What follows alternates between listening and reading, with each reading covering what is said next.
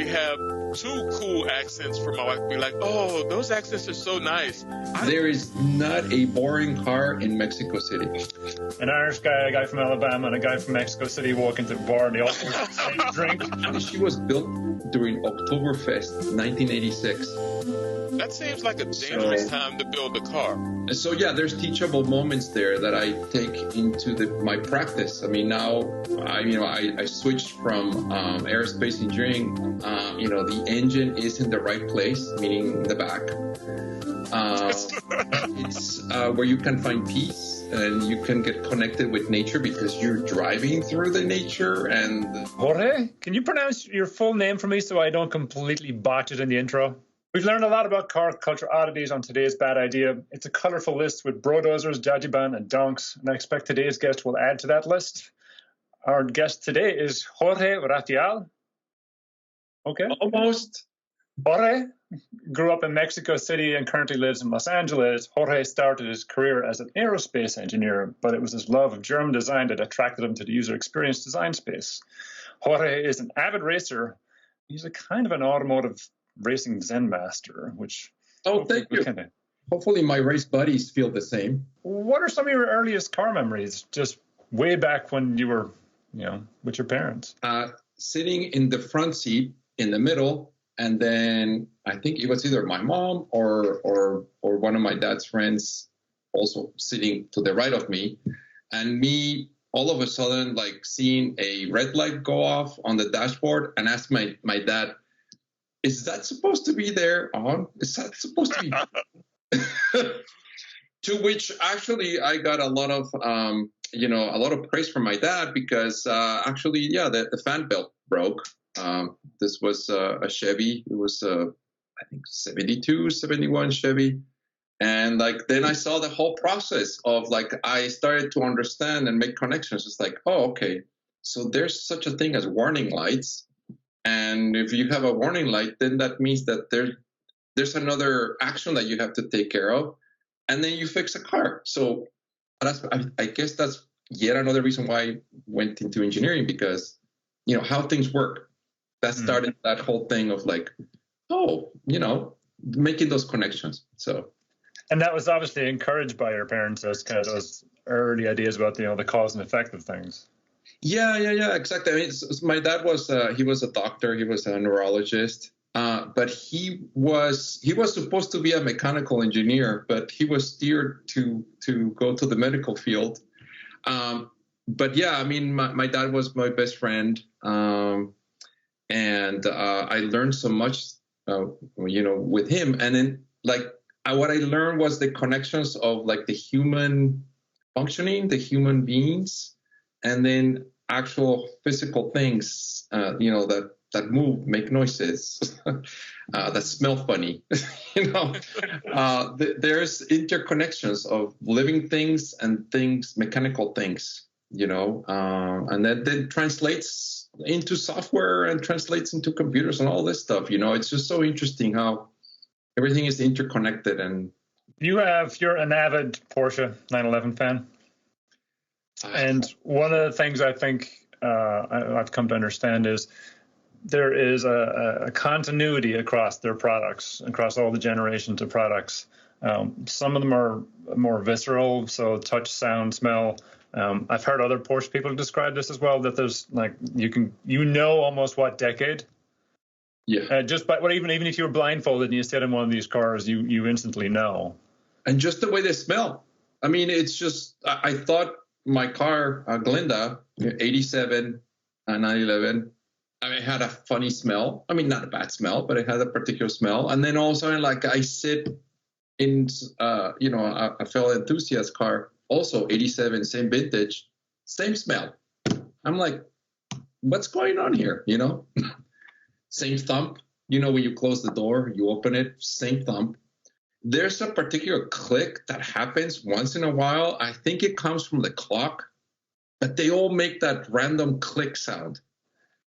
It was funny. Yeah, I took Glinda last night. It was a beautiful day in LA, finally, after big, huge rains. And I took her out. There was an air-cooled show in downtown LA, and I heard the click 2 miles into my journey, and I'm like, oh my God, there it goes. It's just, I got a chuckle out of it because it's, and everybody that I talk to shares the same thing.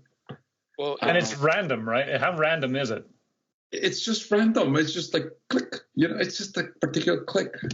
The pedals, these are organ pedals, because you push them down onto the floor, so that was the same as, all the other German cars that I've driven, from the 60s or 70s and 80s, it's just like, it's just funny. So, just literally in the 4 minutes that you've been talking, I've come across 3 or 4 random connections with you that are not our names. My first car memory was a 72 Chevy. My dad had a 72 Corvette. My profile picture at work is a picture of me sitting in my car on the tail of the Dragon. And my cursed Mini Cooper, my wife owned it previously. It has a distinct smell, and she owned it. It was sold. We brought it back, but it smells the same, and it's always smelled. The new car smell is the off-gassing of all of the adhesives and chemicals and stuff. Right. This car's a 2009. It smells like Robbie. And I've gotten into other minis of that same vintage, and they have a similar smell. If that's home, then you get into another one. It's like, it might not be home, but it's like your aunt's house. Yeah, you know where things are. You know that the bathroom is to the right. Right. you know those things. You know where the basement is. Yeah, you can go blindfolded. One of the things that started up this whole thing was Connor grew up in Ireland and I grew up in Alabama, and we had these weird connections just based on us being roughly the same age and things that went around the world. So you grew up in Mexico City, but we're saying, again, it's the same thing. Like, yes, absolutely. George, I feel like you're going to tee up a joke. It's almost like an Irish guy, a guy from Alabama, and a guy from Mexico City walk into a bar and they all order the same drink. What is the drink? Yes. Leave comments below, by the way. And if you spend any time around automotive, whether it's YouTube or any of the channels or any of the magazines, the canyons are this thing that's synonymous with Southern California car culture, much the same way, almost like surfing. Like, ask any automotive enthusiast around the world, they've seen it somewhere. There are kind of places where automotive journalists want to go because it's great backdrop. You're very familiar with these. Yes. For someone who doesn't know anything about this or has any kind of help set the stage of what that is it a solo thing? Is it you meeting buddies on a Sunday morning first thing? I worked with a bunch of motorcycle guys years ago, and they lived in San Francisco. They all talked about PCH going up into the valley and into wine country. So, Connor, it's actually all of the above. I would say it's a therapy or a therapist office. It's a social meeting ground. It's a training ground. It's where you can find peace and you can get connected with nature because you're driving through the nature and the meandering of nature. It's where I find solace. It's where I get my best ideas. It's where I escape. It's where I breathe. It's where I live. So give me a mountain and I am just happy. I'm a happy soul. And from a training ground perspective, I actually took my son through the canyons. I want to make sure that my son, because my dad, he was very instrumental growing up in Mexico. Fortunately, outside of Mexico City is very, there's this mountain range. So you got to be able to drive in the, 2-lane roads and such, winding 2-lane roads. So that was kind of like a rite of passage. So I wanted to share that same experience and growing up or learning aspect with my son. And it's such a joy to see him now, as a young adult man. And, he lives in Eugene, Oregon, and he'd rather drive to LA when he comes visit he loves taking like the longest way possible. He lives in Eugene. He drives west, to the coast, and then just takes PCH down to LA. It perhaps takes him a couple more days, to get home. But it's just so rewarding to actually see him. He drives better actually on the canyons and on the twisty stuff than on the freeway. On the freeway, I'm scared driving with him. But on the highways and the twisties, he is just amazing. Well, for me, a thing that I've noticed, and I don't know if this is something that either of you guys have noticed, but we have some mountains here. Tail of the Dragon is 90 minutes away. Helen and a couple other places are less than an hour. But the older I get, the less I'm interested in being the fastest guy on the mountain, and the more I'm interested in just being smooth. Yes. Like if I can go through the entire tail at the speed limit, that's an accomplishment instead of, doing 90 from straight to straight and then 2 miles an hour in the curves. And I didn't know if that was something, because when I was young, it was just like, let me get on as much throttle as I can. But as I get older, it's more like, let me see if I can carry speed. That is so true. And I completely relate with that. And I think going back to Connor's question, if it's an activity that we do individually or as a group, the dynamic changes so much. Because when you're in a group, nowadays I try to tend to be on the last car. And then, especially in canyons, after the rain, you don't want to be, okay, you could be in the front, but what if there's like a rock slide and you're the first one there? No, I'd rather be in the back, way back, and like let someone else figure that out. When you do like a social engagement, there's kind of like a push. Either you're being pushed from, the car behind you is trying to push you. So it's like you may be in the mood or you may not. So sometimes when I'm seeking therapy, I do this just by myself because I can go as fast as I want or as slow as I want. There's no time constraint. There's no pressure. So that's when the therapy aspect comes from. The beauty of a manual vehicle is I am not going to answer a phone. If someone's ringing, too bad. I'm not going to answer. I mean, I am focused on what I need to do. So that also teaches me to focus, slow down, and just do one single thing. Tell me more about Glenda. I imagine when you're in that moment, it is the windows are down. There's no radio on. You're just really kind of taking in the sounds. That car is one of the last few generations of completely analog cars, which are we've arguably moved away from by now. There's so much automation and an assist in modern vehicles that, to get back to that sort of tactile nature. Tell me more about, one, how you met Glenda, and then how has that relationship evolved into where you are today? It's that visceral experience. I mean, yeah, I slow down, I slow down mentally, but I may be going fast, if I feel like. So, yeah, there's teachable moments there that I take into my practice. I mean, now, I switched from aerospace engineering onto user experience design. So for me, that is very important to understand the experience and what's happening and what may trigger something or a feeling or an emotion. That's what Glenda brings me. Hey, this seems like a good opportunity to give you give George, I should say, an opportunity to guess what your first car might have been. First clue. It had front disc brakes and rear drum brakes. That just means that you're like Gen X or above. Like every car when I was a kid. Well, I mean, but yeah, I mean, there's nobody here that doesn't have the silver. Just as an aside, that y'all might appreciate is that one of the things that I have to find in my job is people who are mainframe programmers. finding a mainframe programmer who is younger than me is almost impossible. So yeah. So hey, if you have gray hair and are listening to this and know mainframes, I know how you can make money. Oh yeah, and while you're at it, like and subscribe. Like and subscribe.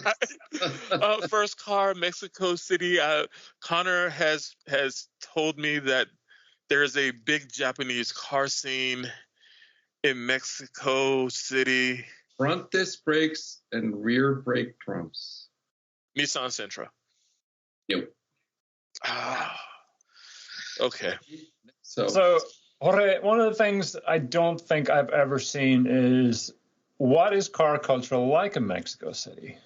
I tend to think every city has its own kind of unique flavor, but I've never seen or heard anything specifically about Mexico City, what it's like. How do people look after the cars? What are the kind of things that if you saw a particular brand of car, you know immediately it came from Mexico City? Well, I would say, I think one statement or like a statement of fact, I would say there is not a boring car in Mexico City. There is not a single boring car. And for us that love cars in whichever state they are, whether they're rust buckets and whether they have become actual fixtures on the side of the street and, they don't move. I mean, they're just sculptures, and this is something new to me as well, because growing up, I grew in, I'm a kid from the 70s and 80s in Mexico where it was a very austere time. So to me nowadays, when I go to Mexico and all of a sudden, like you see Koenigsegg on the street, or you see Ferraris, or you see a 918 Porsche, like you're kind of like, what? I never saw that, but that's a reality today. For example, growing up, I only knew of one Porsche 911, and it wasn't not even a 911; it was a 912, and that was a doctor, a very accomplished surgeon, a friend of my dad, who had this red 911. That was like the only Porsche that I would see once in a while, I mean, you go to Mexico nowadays, and then also like, oh, there's a Citroen like next to me, like from the 70s and 60s. It's like driving here. You see all these Datsuns, they still like somehow they're surviving and they're giving a second or third or fourth or fifth life, and they're going for it. You see vehicles that you wish they were here in the U.S. For example, pick a Suzuki, like these little SUVs nowadays. Yeah, I mean, there's a lot of European cars that we don't see here in the U.S. So there's a richness in vehicles that sometimes actually it's way richer than what I see here in the U.S., and they are circulating. It's not that like you see them at a Cars and Coffee event here, that like you see them here in the U.S. Like, oh, yeah, that's in a Cars and Coffee. And it only sees the light on Sundays, maybe, They're there. They're taking people. They're taking 20 people are inside this vehicle. It's grandma and the parrot. Cars in Mexico also are, their pride. That they signify pride. It's like, you're able to afford this vehicle. You're able to maintain it. It takes you places because you got to go places. I would say like a norm of it that you will see is getting to a taxi in Mexico. And taxis are decorated to the hilt. I mean, they are like moving shrines inside. Some of it carries onto the exterior, and they are bedazzled.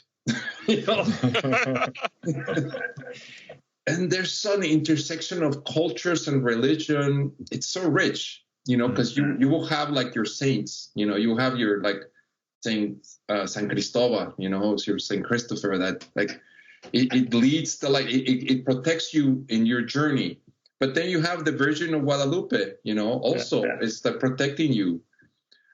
You will have like your favorite, soccer, football team. You know, it's going to have mirrors like crazy everywhere. You know, you're going to have like 5-6 phones in there at the same time. Lights everywhere, sound. You know, it's an experience. I mean, I compare it to what you may find in in Thailand or like in India or Pakistan, where also there's a lot of pride and competition. Yeah. So in Mexico, there's also there's public transportation, municipal city transportation, but then there's the privateers, and they have these vehicles are called peceros. And peceros means that it's because in the old days you will pay with the actual pesos. A lot of vehicles, like VW vans, etc. I mean, that's how they became peceros. It was like VW vans like crazy, and they were peceros. Now they're like bigger trucks, bigger vehicles, larger vans. But it's a whole thing, big vehicles, all decorated, all painted white and green these days. Unfortunately, one of the casualties also, as of late, is you don't see the Beetles, the VW Beetles, because those were the taxis of lore. They have been replaced nowadays with Nissan Sentras. Okay. So, see, George, you were on the right track. Yeah, he was on the right track because, there was a Nissan has a major plant outside of Mexico City. Yeah. What do they call them in Spanish? Like, do they have a nickname for the Beetles? So, well, the thing is that the Tsuru, Tsuru, that was the actual commercial name of the Sentra. Mm-hmm. Now they call them Sentra, but the original name was Tsuru, and it was a very hardworking Nissan. I mean, it could go places where others couldn't go, just like the Beetle. Mm-hmm. Anybody could repair a Tsuru. You will find parts anywhere. And about parts, and I don't mean to be disrespectful, but it's kind of interesting. So there is in Mexico City, there's like a neighborhood that sells auto parts. I mean, it's known for auto parts. Unfortunately, and this is like a going joke, and I'm Mexican, and perhaps I can say this, but yeah, sometimes you will park your car. Maybe when you came back to your car, you were missing your headlights or your taillights or something, or your mirrors. But you could easily buy them back because probably, a block away or something, someone is selling them, So you just need the part number. Yeah, you just need the part number, and then you'll find them. But it's a running joke, but unfortunately, it happens. But that created like very creative aspects as to how to guard your parts, So there were all these like additional parts with like funky little screws, that they were like keyed screws. In Mexico, we have this thing called El Ingenio Mexicano, which is the Mexican genius. Yeah, which look at like, hey, you get stranded in your vehicle, and like with a hairpin, you can actually fix your car and be back on the road again. So that's part of the Mexican culture, is like how we fix things. The ingenuity. And if you don't have the parts, you make the parts somehow. Yeah, it was funny. I was in a rabbit hole on Instagram yesterday, and also I saw a share. It was a post. So it's like there was this vehicle whose the button for the to raise and lower the windows. Mm-hmm. It was not working. So someone got an actual electrical outlet, just screwed it on the side of the door, and then actually took a cable, with a plug. Yeah. So they will like plug it one way to lower the window, to raise it. Okay, that's awesome. I was just cracking up, just chuckling. It's just so funny, but it's true. I think that every specifically minority group has a version of that. I'm not necessarily going to say what Black people call it, because it would lead to it uses words that non-Black people should not say. So, but I was also going to say that hearing you talk about Mexico City I live in a largely Hispanic and Korean portion of Atlanta, and a lot of that stuff came with the folks who came here. Like my neighbor Jose's both of his sons. One's building a 82 Nissan Z, and the other one's building a 80 Celica. And then there's a kid across the street from us who is building a Ford Probe, and all of these are first generation kids, and they kind of are getting this from their parents that, why would you necessarily buy something when you could build it and make it cool? Like, they all have cars that are dailies, but they're spending the money from working on building these old cars. And like David said, the day he first drove that Z was like the happiest I have ever seen a human child. So But you bring up an interesting question, and actually this is for both of you, which is modern cars, because we've largely engineered a lot of the fun out of them, and they're, for the most part, extremely reliable, right? Just about any car nowadays. You certainly around the Northeast, it's rare that I see a car pulled over with, steam billowing out from under the hood, which that was commonplace growing up. And that, by extension, creates all these opportunities for stories and what happens. And maybe it was incredibly inconvenient at the time, but you had some kind of story to come out of it. And you know what, Connor, you're so right about that. And I was reflecting on that actually this morning.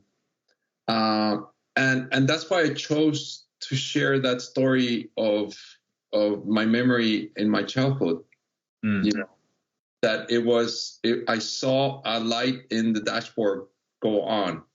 And then, how is it that we figure out, how to what's the next step? It's like we figure out taking care of a problem that we had, while traveling. And that's a skill right there. And then that was a moment that, I added on to those moments that changed my life. As trivial as it may sound, or as simple as it may sound, but it made me think. And it, in terms of problem resolution, I learned so much from that. I can share so many instances about that. Cars breaking down or trying to fix something. Maybe it's not broken, but you just like doing maintenance because you know that you have to take care of it. That's a lesson in itself. I have a hard time with Teslas, and I'm sorry if there's any Tesla fans in this channel or listening to this. Probably not by now.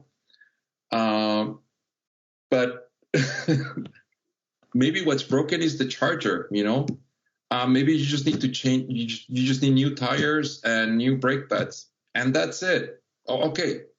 Maybe you need some windshield wipers. That's it. By the way, you're not going to have that weird random click at the back of the dashboard that goes off just to make sure you're paying attention, because that's not a line of code somewhere in the million lines of code that are in that, at least. Or you're going to have a lot of anxiety because, I find peace and I love road trips. But I'm sorry, a Tesla is not going to cut it for me. I need distance. I need to go the distance. I need to drive for 9 hours straight, 14 hours straight. I mean, that's... I was going to say my wife refuses to have an electric car. She says it's because of her age. She needs noise. She needs a loud exhaust, or it's not a real car to her. Beautiful. I'm going to point out yet again that your wife is by far the anomaly. I think. Just as a quick recap, my wife is faster than me on a track.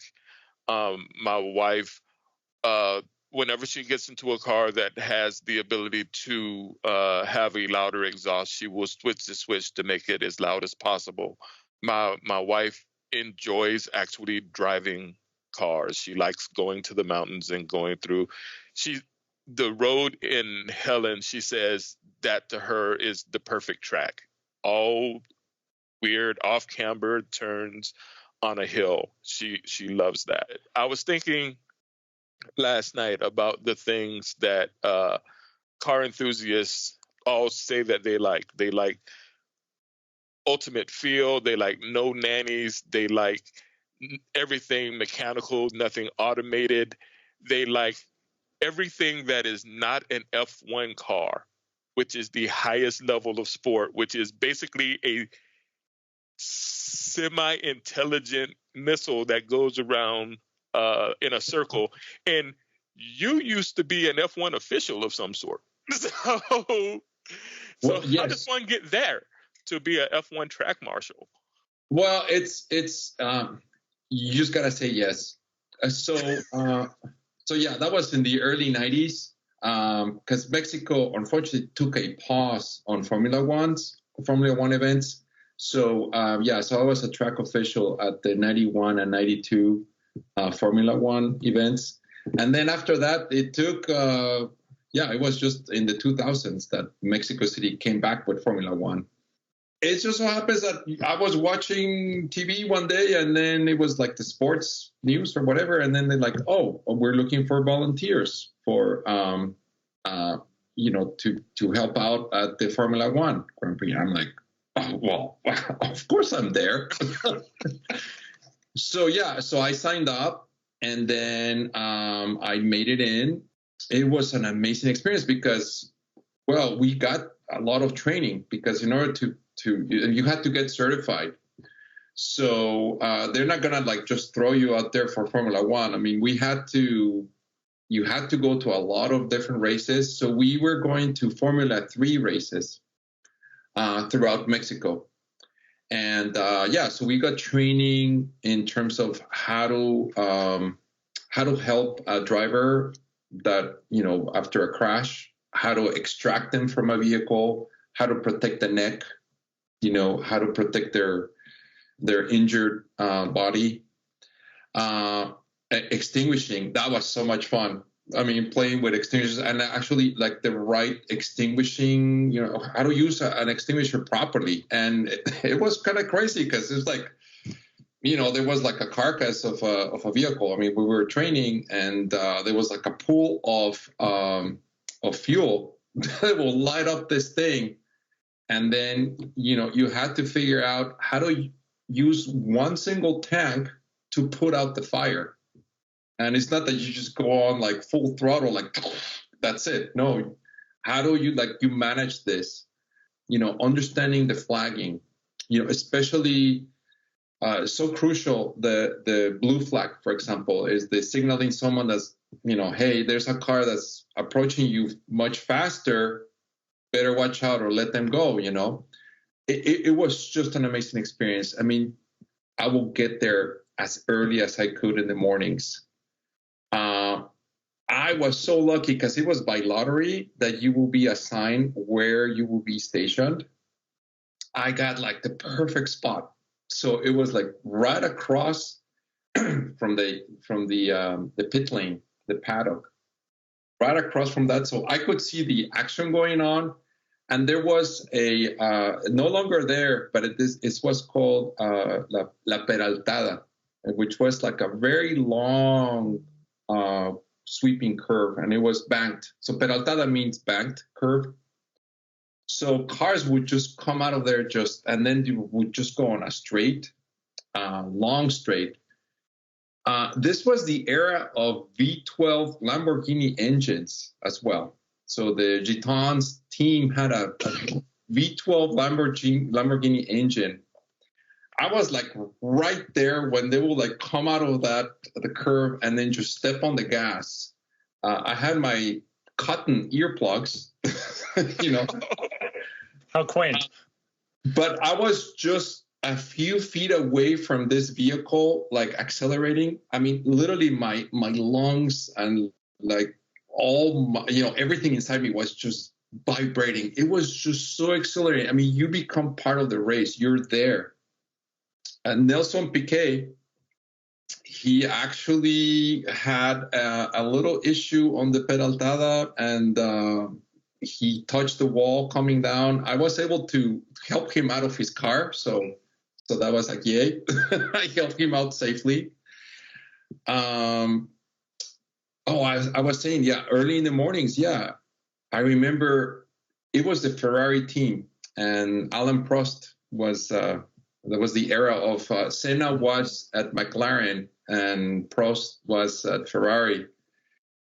The Ferrari team, they were there like at 5, 6 a.m. They were already practicing their pit stops. Everybody else had partied the previous night and they were not there. But the Ferrari team, they were there. It was like the pit crew. They were practicing their changing the tires. That was a time when you will still fuel the vehicles on the pit. I remember, just talking to technicians, like the Nigel Mansell was at the Williams team. And I remember talking to the Nigel Mansell's engineer, and he was telling me how he was telling me about all the aerodynamics and about the telemetry and all that stuff. I was just fascinated with all this stuff. And all because you said yes. And all because I said yes. So my mantra today, and especially when I did a career change, is just say yes. Say yes to things. Welcome. You just never know, and just say yes. And one of the things that did happen to it was Ayrton Senna. This was in '91. He actually had a very unfortunate accident. I mean, it was very scary. He lost his car in the middle of this peraltada, and the car flipped. I think, Connor, I share some images of that with you because you will see the guys, the track officials, just like myself. We were all from the same cohort, and they're right there helping, aiding Ayrton Senna. So, having that training, putting it in practice, helping someone, it was something, it was an honor to do such a thing. So you have just proven something which George and I have talked about, which is I have a theory that most Irish people can take the 6 degrees of separation of the Kevin Bacon thing, and we can cut it in half. And you just did it for Ayrton Senna. George. Second guess. First car, second guess. Let's go, baby. What you got? VW Bug. Nope. I remember. Front disc brakes. Rear drum brakes. Rear drum brakes. Did a Beetle have front disc brakes? No. No, but you have the world is flat literally written on your chest. So it's some folks start early with their love of the boxers. So close. Close. One of the things you have mentioned is about meeting your heroes. And sometimes that can go well, sometimes it is. I think when you and I were first chatting, you mentioned that Rennsport's pretty intimidating. Well, Rennsport is, so I call it the Porsche Olympics. Because, because, it kind of happens every 4 years or so. I mean, we had the pandemic, so that kind of delayed it. I believe the last 6 Rennsports, they have all taken place at Laguna Seca up here in Monterey and beautiful Northern California. I think I'd be happy taking a golf cart through the corkscrew. I'll take anything, because it looks magical. But yeah, Rennsport, it can be intimidating because it's just nothing in the world compares to this, the experience, because it's the largest gathering of Porsches in the world, of meeting, actually having the vehicle, that won Le Mans or won Daytona or Brian Redman, right there, and the driver who went through it and was there. So it's like you meet your heroes face to face. You meet the heroes, the drivers, and the vehicles there.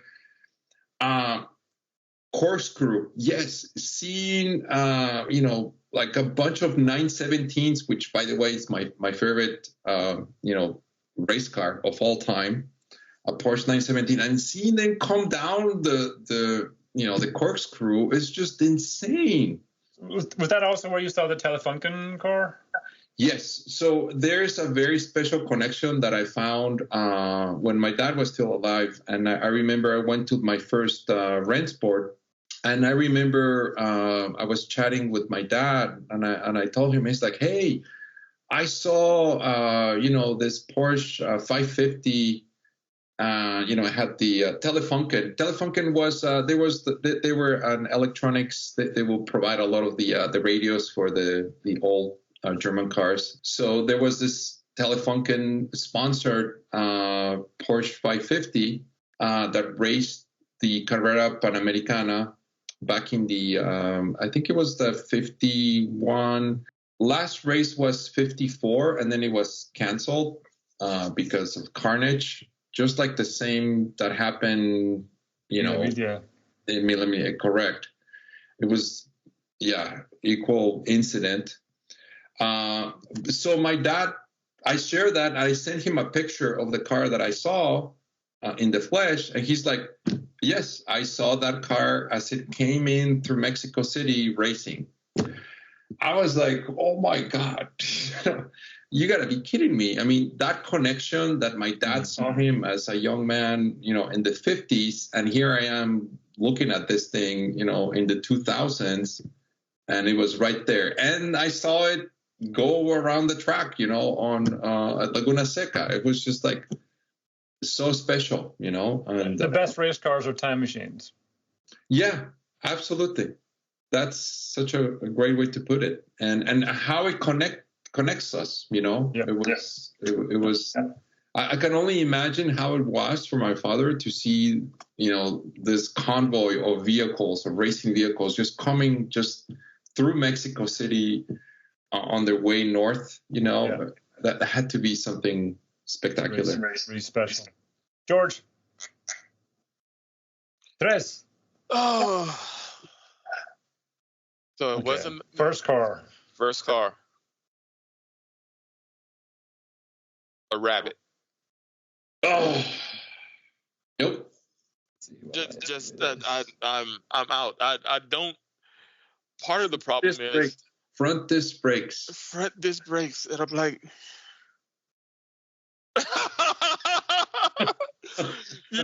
I actually was going to say that as a joke for my second guess because you talked about the buses.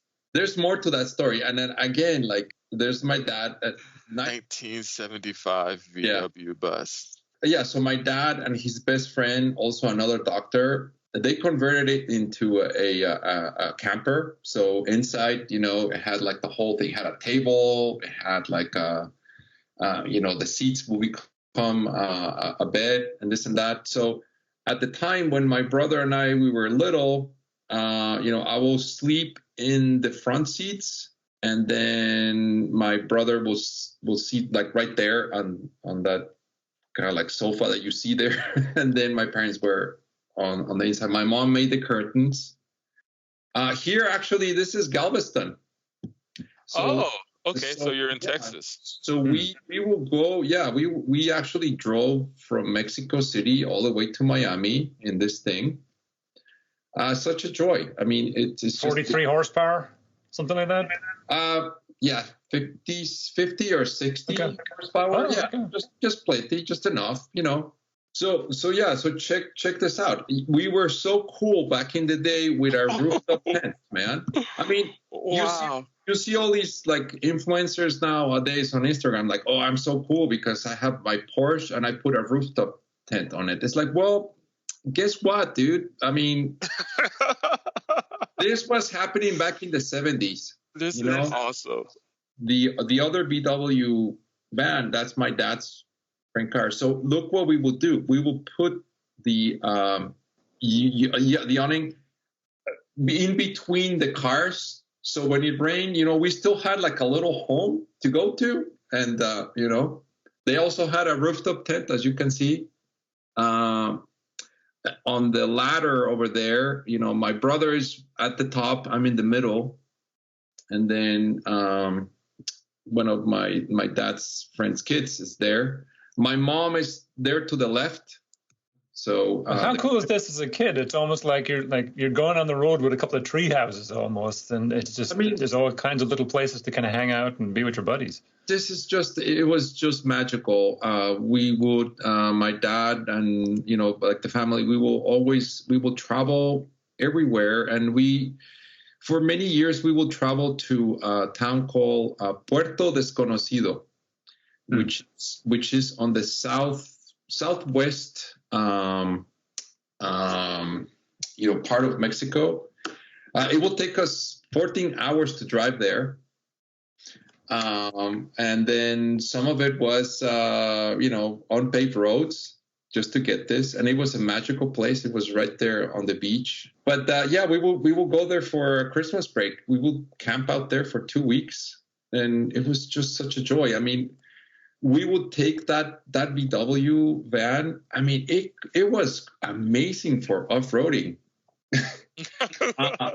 There were some rivers that we had to cross on a man-made barge, and it had like a rope attached from one end to the other end. So like the car will drive onto the barge, and then you will like rope yourself from one end to the other end. I mean, I give my dad so much credit to injecting this sense of adventure and love for life. And, I will always love him for that. And that's one aspect that's why road trips are so meaningful for me. And just to see the world, discover, experiment, think. Because do you think some of that comes from your dad being a neurologist? He saw some very serious things. He saw the human condition, and then he saw, because he will also see things, because he was studying brainwaves and brainwave activity, and he was making the connection, because he was also a researcher in psychiatry, and making the connection of the neural waves with actual psychiatric behaviors and patterns. So, I mean, it was that connection of the world, but seeing the world from a different lens, That sense of adventure, that being in the moments. See, George, I might have been right when I said, the automotive Zen master. So I think that's where some of this comes from, about appreciating the moment and living through it. Absolutely.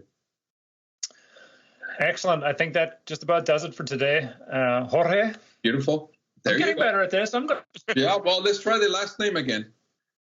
Oh, come on. I was just gonna say it's been awesome talking to you. I didn't know really what to think coming in, because I'm a noted disliker of 911s. So bringing a 911 guy in, I was like, ooh, this could be dicey. Well, that's what I was wondering, because like he said, the engine in the back where it was meant to be, or something like that. I'm like, okay, let's see if George takes the bait on this one. I was trying to be nice. Yeah, no, I had to say that, It's like, well, I mean, the thing is that you like what you like, and I don't care that other people love 911s. I don't personally like them, and as long as, but we can still relate on a level of, we loved going on road trips and mountain drives and track days and that type of stuff. The fact that you wouldn't buy my car and I wouldn't buy your car, that's immaterial, because the experience is the thing. People make too much of a big deal out of the tool that you're using. And all also, right. it's the BMW, so you're okay. And with that, by the way, we're still yes, beta. Still beta. Thank you, Jorge, for joining us today. It was a wonderful. We've learned a lot, and you've certainly kind of been a wonderful ambassador for the motorsports and just automotive life in Mexico City. I've thoroughly enjoyed this conversation. I hope you did too. For all of you watching this out there, please like and subscribe if you've made it this far into the video. Thank you. And hopefully we can do this again soon. Thank you all. Thanks, everybody. Your exposures. You need some Ingenio Mexicano right there. Yeah, let's see if I can get all of my other lights. Yeah, you need a clip or a clothespin to fix this. Because they basically just ran through all their batteries. That's too fancy. You just get the outlet and you get the outlet. Yeah. Oh my God. Yeah. We know a neighborhood in Mexico City where you can get a spare mini headlight. Oh, totally. Absolutely. Which you own already. Well, you did an hour ago. Yes.